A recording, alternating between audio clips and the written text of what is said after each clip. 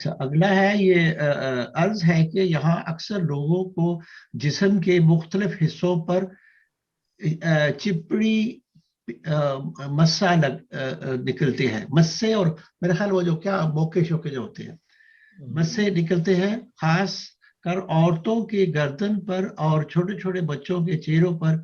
इसके लिए क्या इलाज है? मस्सा लिखा हो, मस्सा मेरा ख्याल है कोई वो भी देखें जी, इसी। इसकी जो मेन दवाई वो तो थूजा है। अगर तो एक दो मस्से हैं तो उन पे अगर आप थूजा मदर टिंचर लगाएंगे चंद दिन तो वो सूख जाए, गिर जाएगा।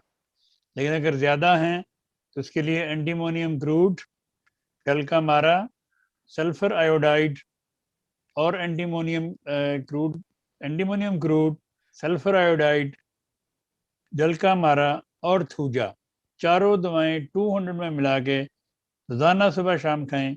बाकी मस्से भी जो गर्दनों के गर्दन गिर्द गिर्द होते हैं या जिस्म पे होते हैं वो झड़ जाएंगे इंशाल्लाह।